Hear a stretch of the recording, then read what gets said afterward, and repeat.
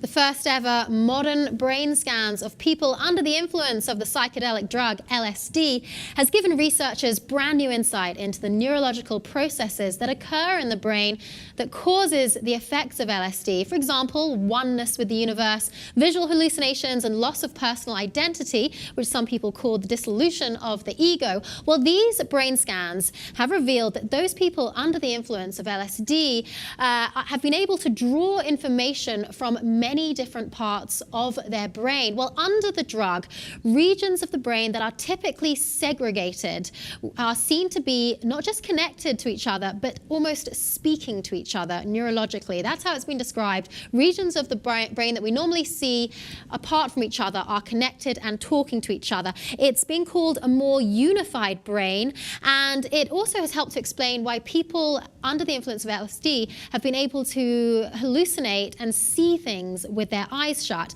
The parts of the brain that we normally attribute to visual images, for example, the visual cortex, this is the part at the back of the head that normally processes visual information.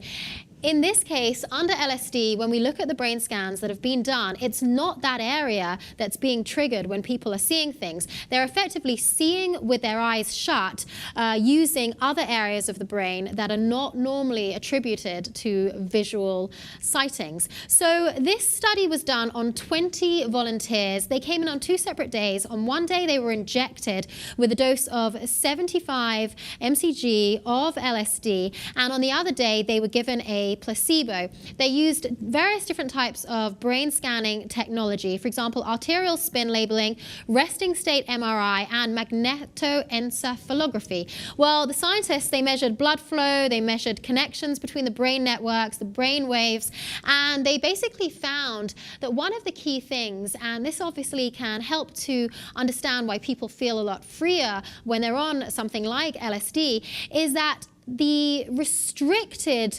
thinking that we usually develop when we grow from infancy to adulthood appeared to be reversed when under the influence of LSD. So it basically made people feel more childlike, more free, and used much more of the brain and connected much more of the brain than we typically see on a day-to-day basis. It's really interesting, but what they might be onto something here. So as I understand it, Silicon Valley executives, especially youth, they know how to microdose, Joe, and they do this because it makes them feel smarter. We know that Steve Jobs notoriously spoke well of LSD and was a frequent user himself, so maybe they're onto something with this study.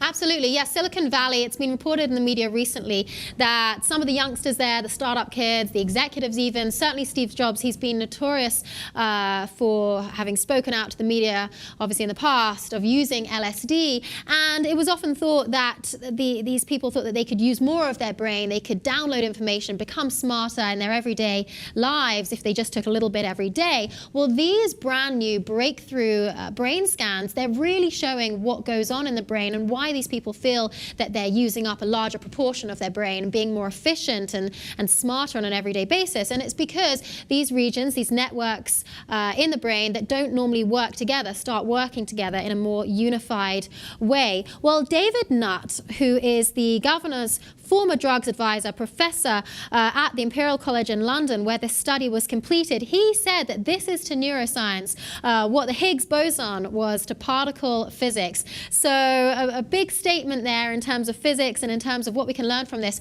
We know that LSD is being tested for treatment in psychiatric disorders, so for treating people with depression, anxiety, PTSD, and we're seeing new results, new studies being done like this, but this is the first time that we've seen brain scans, MRI scans, to really show us what goes on inside the brain when people are hallucinating, when people are feeling one with the universe. And we can also use these results to certainly treat people with psychiatric disorders in the future, but also simply to demonstrate how and why people tend to feel better about themselves when they're temporarily under the influence of something like this, and potentially feeling more childlike and reversing to feeling a little bit more free under the influence of LSD.